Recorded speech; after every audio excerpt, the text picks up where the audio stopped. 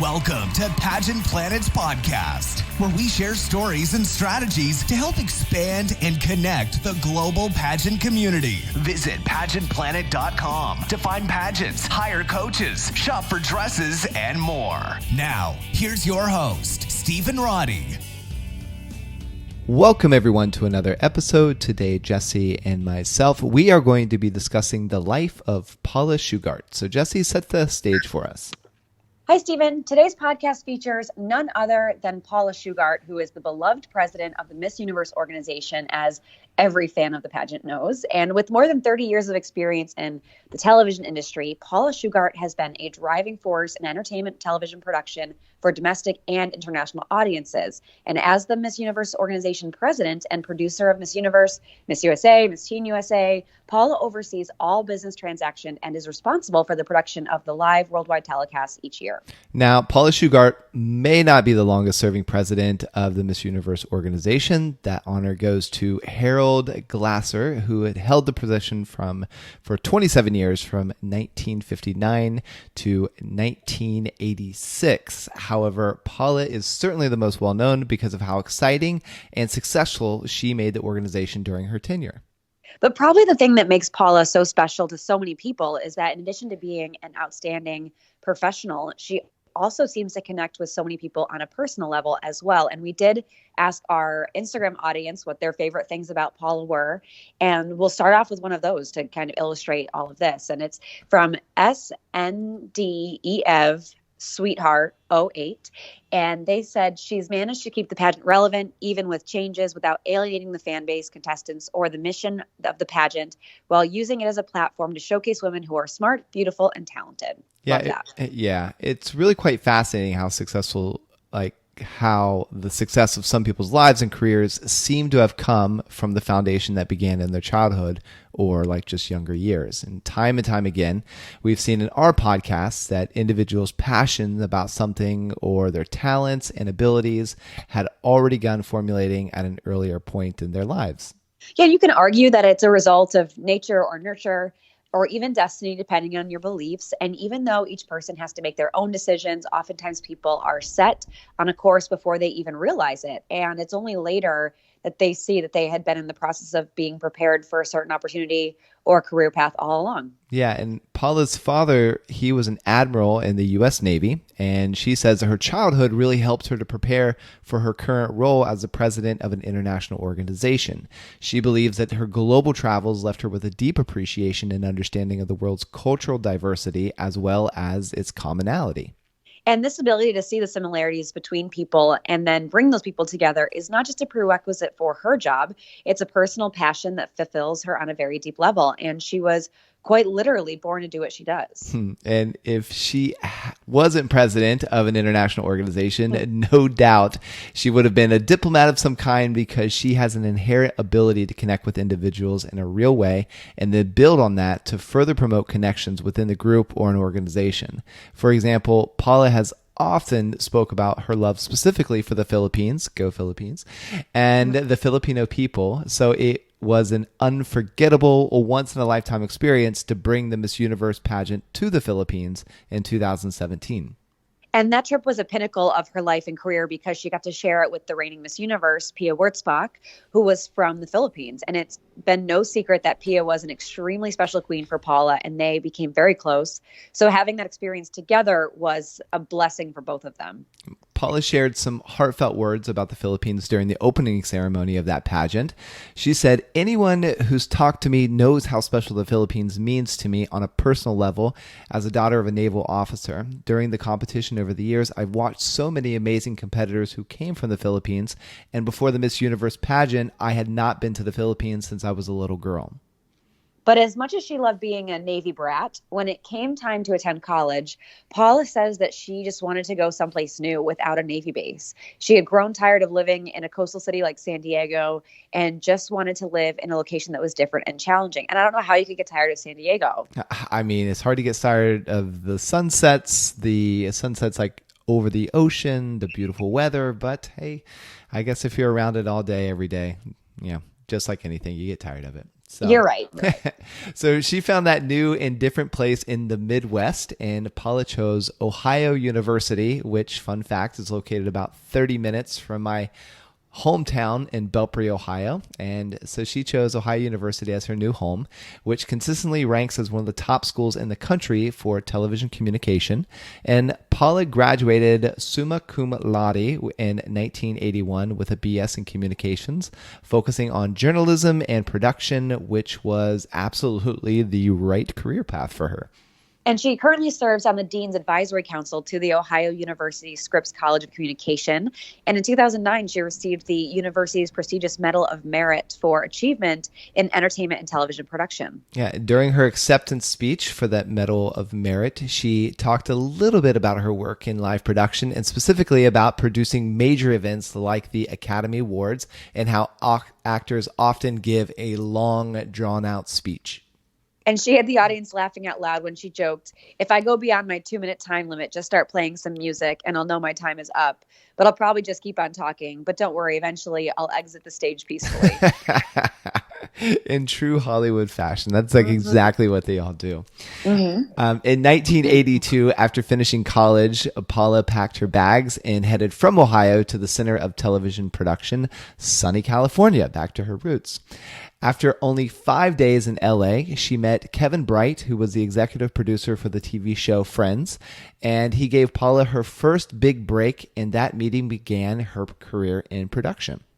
And from 1982 to 2002, Paula was busy making quite a name for herself, and success seemed to come naturally to the Admiral's personable daughter. She was based in LA and developed a specialty in live television production while working on some of the world's largest productions: the Academy Awards, American Music Awards, Golden Globes, International Rock Awards, President Clinton's 50th birthday celebration, and many more. Yeah, no big deal. She also served as a producer on the original talent competition Star Search for 7 years, as well as a multitude of other programs, including Lifetime Special, The Age of the Female Icon, which garnered a Cable Ace Award nomination. And Paula became so accomplished at handling the monumental task of producing major events that she got involved in the music industry. Paula was involved in producing 2 legendary artist television productions, Madonna on her Blonde Ambition tour and the Rolling Stones on their Steel Wheels tour. And if that is not impressive enough, she even forayed into the world of daytime television as supervising producer for ABC's talk show Mike and Maddie, and then went on to produce the pilot for the highly popular Donnie and Marie show for Columbia Television. And Paula is an active member of the Directors Guild of America and the Producers Guild of America, and has served as a commissioner to Mayor Michael Bloomberg's Latin Media and Entertainment Commission. She was also named a member of the Women's Leadership Board at Harvard's Kennedy School of Government, and this was an especially relevant and important accolade for Paula, as her election was based on her professional accomplishments and demonstrated commitment to women and girls. So this is a huge coaching moment. We just went through so many accomplishments, so many accolades of Paula Shugart. And a lot of the time I'll get questions from clients like, okay, what if I don't have leadership experience? Or what if I don't have awards? And we always talk about, okay, what are things you've done that have put you in a position of leadership that might not be official? But like, so if you're like the oldest of 7 children, like that is a leadership role, in my opinion. So we work on things like that they're not seeing as traditional. So I would just say to anyone listening, if you are not already in a position of leadership or in a capacity where you can start to exercise your leadership abilities, join one now. So we're coming on to the end of the winter season, at least in the Western Hemisphere. So if you attend school, has some kind of a government, student government for the next semester, I want you to run if you haven't already, because put yourself out there, start to see how you can exercise like those leadership muscles. What are your skills? What needs improvement? But at least just give it a shot, because every great accomplishment starts with just putting your hat in the ring and going for it. And the other thing that really sticks out to me about what Paula did is she had her main job, right, which is producing like live television events and all that. But then she also was actively involved in, I'm going to call it philanthropy, but it was like boards of education, all that. But they were all very perfectly aligned. So one kind of fed into the other, and it really kept her within her passion realm, which I feel like helped exacerbate her results and get her further along the path a lot quicker. And you talked to a lot about that in previous episodes that we've done. Excuse me, I'm still recovering from last week. So go ahead, Stephen.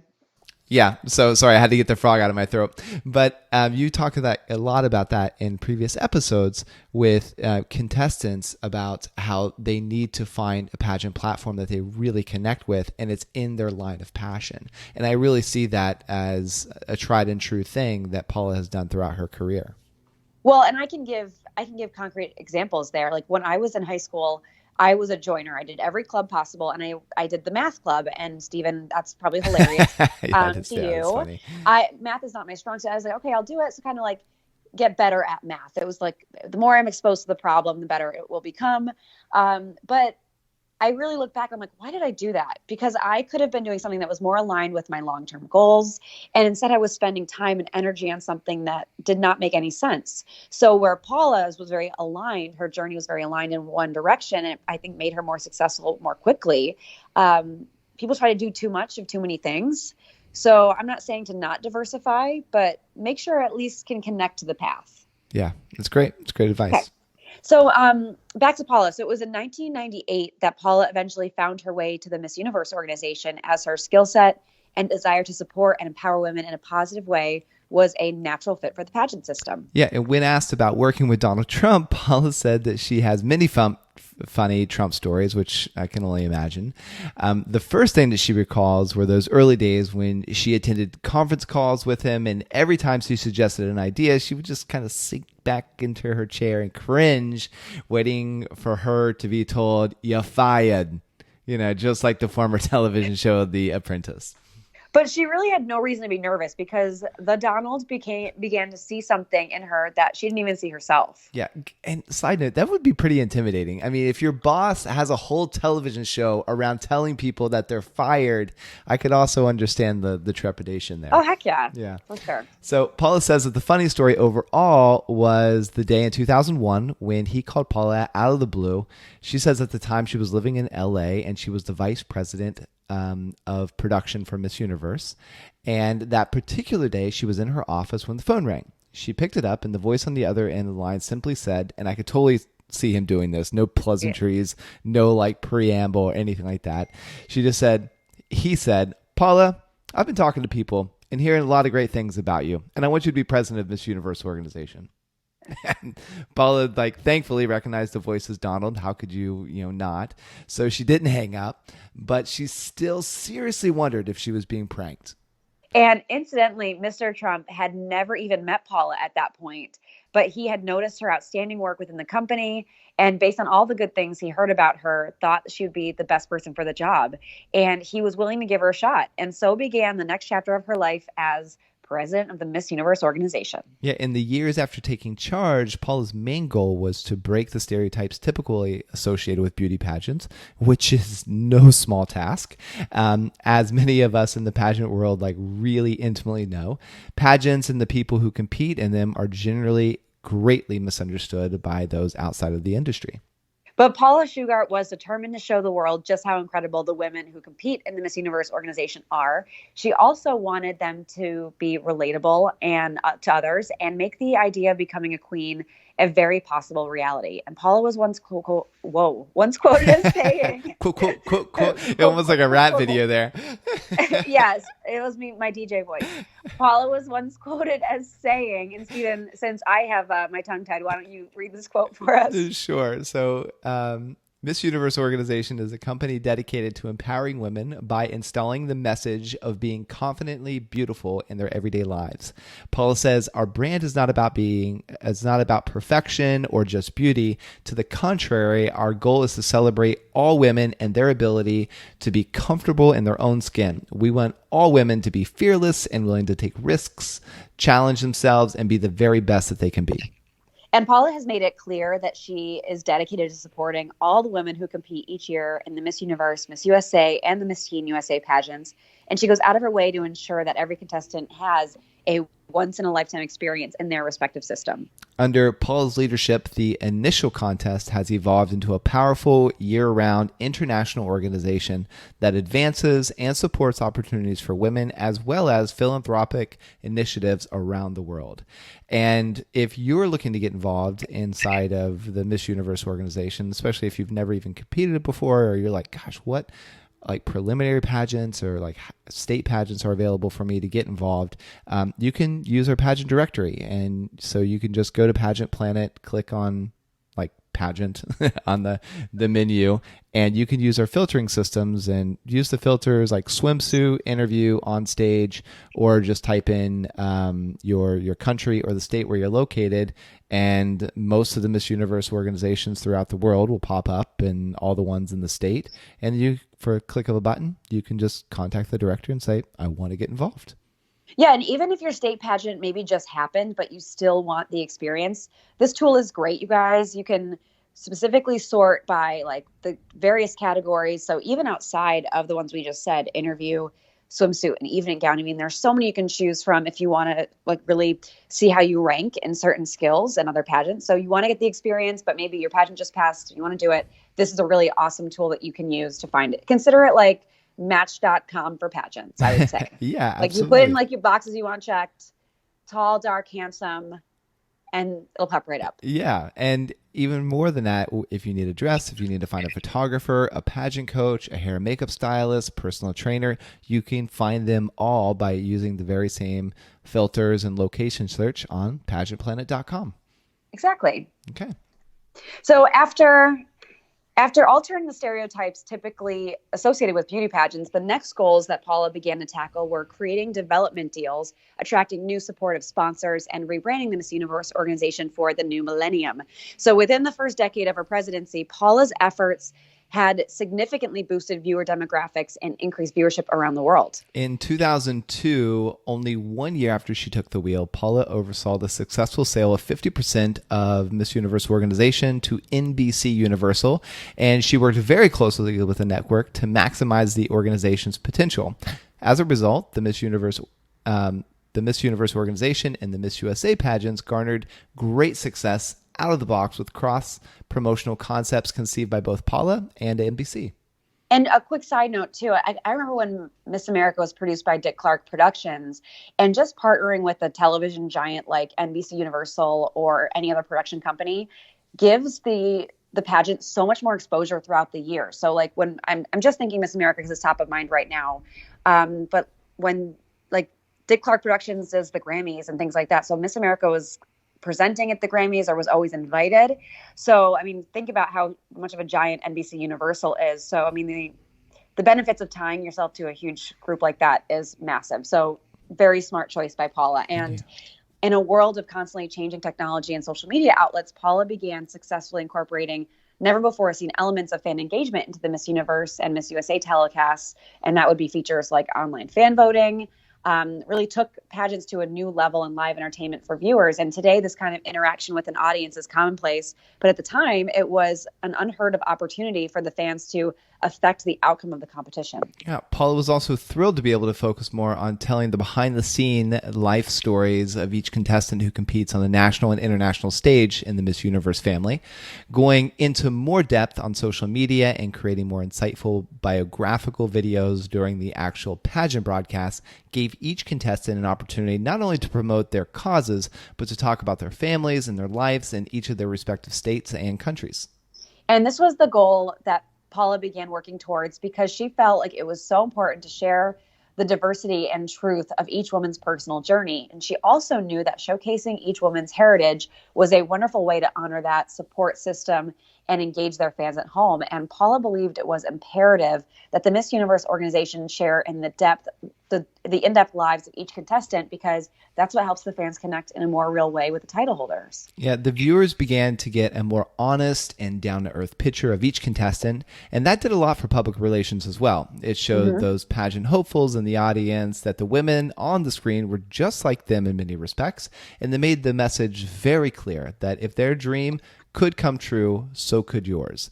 The intimate contestant videos further demonstrated that there was no, air quotes, ideal Miss Universe candidate. As Paula had said on many occasions, we're not looking for a perfect person. The next order of business was to step up the production value of each of the televised pageants within the Miss Universe organization brand. Being the production savvy person that she is, Paula knew she had to find a way to infuse the pageants with a new vivacious aura in order to satisfy the modern fans who crave the glamour that the majority of pageant systems lacked. Yeah, she realized that even though the pageants had always appealed to brilliant and accomplished women who were seeking a format to promote their platform and causes, the fans themselves longed for the classic glitz and glamour of a Hollywood production. So very true. She knew that she had to find a way to give both parties what they wanted and still remain relevant and cutting edge. And in 2006, her answer to the problem came in the fabulous form of supermodel Lou Sierra, whom we did a podcast about several months ago. And that one decision took the pageant broadcast and the contestants to a whole new level of professionalism, drama, and excitement. Lou says that when the Miss Universe organization contacted her about bringing runway style to the pageant arena, they told her, "We want the viewing audience to turn on the TV and think they're watching a fashion show." Lou says that objective was a tall order and that she knew the first day on the job that she would need to add much more than just showing girls how to walk like a model. But in no time, Lou Sierra had developed a system and a style that transformed even the most unsophisticated girl in the room into a runway diva, and the viewing audiences loved it. In the past several years, Lou's role expanded into one of the competition insiders, providing analysis and commentary throughout the live telecast. Her transition into an on-air commentator during the pageant has added a very intriguing and entertaining dimension to the production.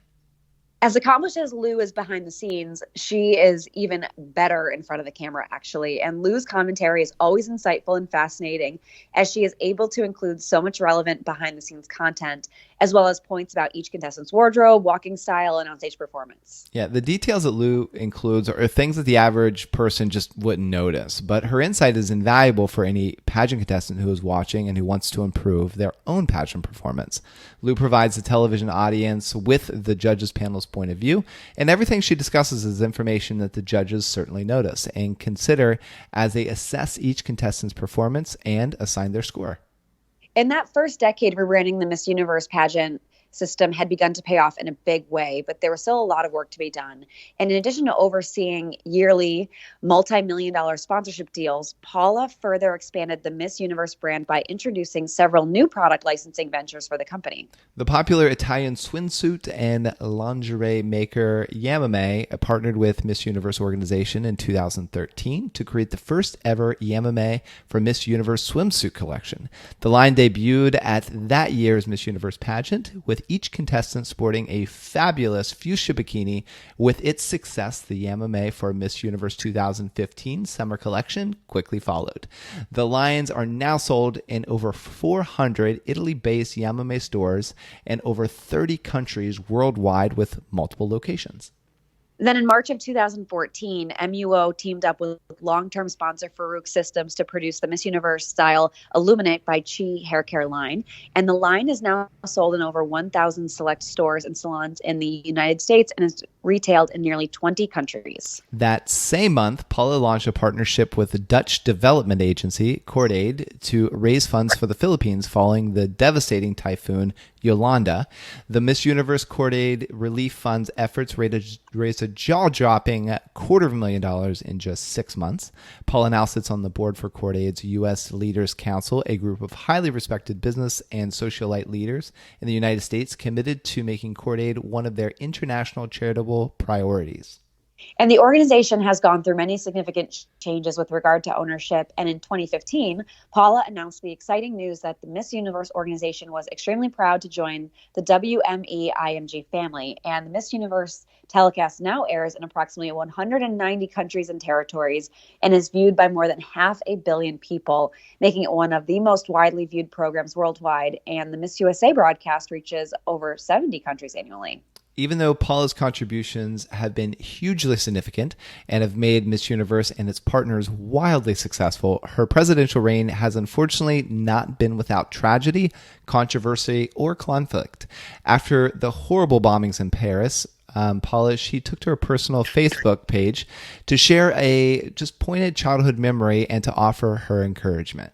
And she said, I remember when I was growing up, my mother telling me about some of the darkest times of World War II, when the Nazis seemed to be defeating the Allies at every turn. It was almost incomprehensible to me that there was ever a time people were afraid Hitler and his terrorists would not be defeated. And Stephen, she continued, why don't you share? I have thought a lot about it for the last few days, and I find solace in knowing just as the world came together to challenge and ultimately defeat the pure evil of the Nazis, so too will we come together to defeat this last incarnation of pure evil. It will not happen overnight, but it will happen. Sharing my favorite scene from Casablanca in case anyone needs some inspiration. Then in 2015, probably one of the most talked about controversies in recent pageant history occurred when Steve Harvey, the host of the Miss Universe broadcast that year, mistakenly announced the wrong winner, and it still makes me cringe. I know. Apparently, as most of us are now aware, Steve Harvey read the card incorrectly and announced Miss Colombia, Ariana Gutierrez, had won, when in reality, the woman that the judges had chosen was Pia Wurtzbach from the Philippines. And it was a personal and a public relations nightmare, and one of the worst scenarios that can occur during a pageant. Although the pageant itself was not to blame, still, it affected the contestants and the public's perception to an extent, and that is always a challenging thing for a pageant's leadership to deal with. Paula was gracious and forgiving and urged the public to focus on being positive and respectful to all parties concerned. She took to her Facebook page to address the event by saying, this past Sunday night, human error caused the unfortunate incident that is now being talked about around the world. My heart broke, not only for Ariana, but for Pia and all the young women who worked so hard to be on stage that night. However, and she continues to say, however, knowing Pia's sole desire was to ensure Ariadna was okay, and witnessing Ariadna's grace right after the show and ever since, knowing Destiny has other great things in store for her only reinforced my faith in the incredible women we have the privilege of working with at the Miss Universe organization. Even after her initial posts, there were hundreds of nasty comments, shocker, on social media, from people arguing about the incident. And once again, Paula took time to address the issue. And she said, the spotlight is now on two amazing women and both have incredible opportunities. Fighting is not what we are about. Let's enjoy the holidays and our loved ones. And people speak in the industry very highly of Paula, and it's obvious that all of her title holders adore her because she takes the time to invest in their lives during each of their reigns, and she allows them to dream big during their year of service. There is a great example of how loved Paula is, and it happened at the Miss Universe pageant in 2015. Miss Universe 2014, Gabriella Isler, the outgoing queen, gave high praises to Paula when she was formally introduced to the audience just prior to the preliminary competition. She gushingly said that Paula had been the best friend, the best mentor, and the best boss. And then she quickly apologized and looked to the side and said, sorry, Osmel, to Osmel Souza, who had happened to be in the audience as well, since he is the undisputed king of Venezuelan pageantry. And we did a podcast about him several weeks ago. Was it several weeks or months ago at this point? Oh my gosh, time flies. Yeah, but it does. If you listen to that podcast and kind of get the essence of him, that story is even better. Yeah. So the moment was so revealing, though, because Paula was very gracious and smiled at Gabriella's comments, but you could tell that she recognized that Osmel probably did not like hearing that Paula was a better boss than he was. If you had the opportunity to listen to our podcast on Osmel, you would completely understand why this was a very tense moment. So I'm kind of, is it Gabriella who looked at Osmel and said, I'm so sorry? Like, sorry, Osmel, or was that Paula that looked at Osmel and said, sorry, Osmel? I think it was Gabriella. Oh, okay. Got it. I mean, I could see the words coming out in like just true fashion for Gabriella and being like, oh, you're the best person. You're the best boss. And then all of a sudden be like, oh God, he's the one that got me my start. He's very, I'm probably hurting his feelings. And I really feel like that's, it's a really good moment. I feel like it shows a lot of insight into Gabriella because like in that moment while you're gushing, you're still, and like the world is looking at you, or everybody in the preliminary pageant, you have the self-awareness to realize that your words, even though it's not ill-intended, might have a negative impact on someone else who is sitting there. So it does show a lot of insight. And, as, for everyone listening, as the world spotlight is on you, like when you are crowned, there you will have these opportunities where you're giving public praise to one person, in this case, Paula. And then at the same time, because you're just giving admiration or praise, because you also know somebody else in the audience who helped you along, you're not able to thank everyone. But it is telling for you to really be conscientious of the words that's coming out of your mouth so that you don't offend the people that's helped you all along the way. Right. And I think that happens a lot. I mean, even in award shows, people are like, well, I'm sure I'm forgetting someone. And imagine being the person that was forgotten. I mean, my gosh, like they've thanked everyone under the sun, but they happen to forget to thank you. I mean, it probably does cause a strain on people. So it's one of those things where like no good deed goes unpunished. And even with the best of intentions, feelings can still get hurt. So it's best to think through every situation best you can, talk to yourself in the car, do mock interviews, anything you can do to kind of get that habit of, we always say attack every question, and you don't want to think, you just want to be open and outward. That's a old Don Baker coaching reference. But it's very important to be able to be thinking of all those things and be prepared in those moments. Yeah, agreed.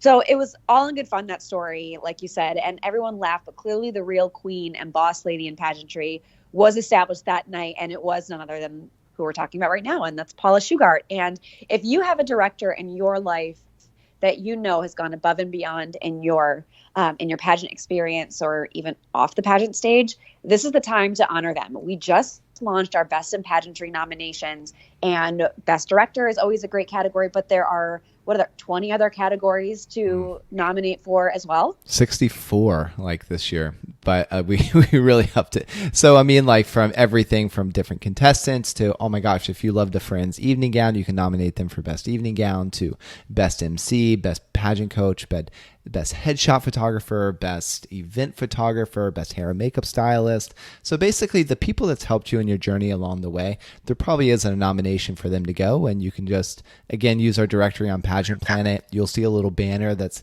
featured on their profile, or even your profile if you're not aware, and then you just go there and you click that banner, and then that nominates them, and that puts them on our radar as an organization. So we sort through manually all the thousands and thousands of nominations that people collect throughout the next about 40 days. And we decide who's the best of the best based on criteria, based on that category. And we rank them from like, this is the number one to these are the top 10, and these are the nominees. So it is a really prestigious award, and people who win these awards find their businesses transformed. And it's a way to just really memorialize their year in the industry. I love Best in Pageantry. It is a stressful time for us, Stephen, but it is such an exciting time to see people celebrate their year of accomplishments and see people kind of rise through the ranks or have explosive years. So it's a great time for the organization and for the industry. Yeah, we put in like thousands of hours collectively as an organization, like sorting and organizing and writing and doing data compounding. It is a lot. It is a labor of love for sure. But happy to do it. And we've been doing it now for, I think 6 years, 7 years. So, and every year it just continues to grow. So we're thankful. Yeah. So back to Paula, and Paula says that the question that she is asked most often since she's become president of the Miss Universe organization is simply, what are the judges looking for in Miss Universe winner? And her response will likely shock most people. She says that she's learned long ago that no one knows who's going to win, and that any one of the women on that stage has the potential to become the winner, and that she believes that it truly comes down to that woman's destiny. She has no other real explanation for it. And when asked to go into more detail of what she believes a Miss Universe should be about, she contributed the following quote. And it's a monster of a quote, Stephen, so I'm going to ask you to step in at some point. Okay. I think a Miss Universe represents all women, so we celebrate all women. I really believe that we are not looking for someone that's perfect. We're looking for somebody that can lift others up. It's about, how do I make a change? How do I let someone know that you are not your circumstance and you can rise above your circumstances? And Miss Universe is a very special person that can handle that and do that. And why don't you continue? And I think that person should be celebrated because they are an embodiment of possibility. And that is the embodiment of helping other people to realize their potential. And I think particularly for women, it's all about confidence and the things that have held people back. You are not your circumstance. You can rise above and be the best version of you. If there's something that you want to do it or try to do it. We learn from our failures more than we learn from our successes. And we took to Instagram again. Here's somebody else that had something praiseworthy to say about Paula. And this is from Nick Blaze. And she said, Paula is an innovator that understands in order for pageantry to remain relevant, you have to evolve. Evolution is the secret to growth, life, and most importantly, relevance. Ain't it the truth in pageantry? It's like the impossible dream from Don Quixote. How do we keep pageants relevant? It's always a question on the forefront of everyone in the industry's mind. Yeah. So to Paula Shugart, the Miss Universe pageant in particular provides an unprecedented opportunity for women of the world to celebrate their cultural differences and achieve a greater understanding of each other. It is her hope that the microism that is the Miss Universe pageant will have a ripple effect that will ultimately encourage positive relations between all people. Because as each contestant gets involved in supporting the goals of Miss Universe organization within her own country, hopefully that goodwill and positive activism will inspire their fellow countrymen to do the same.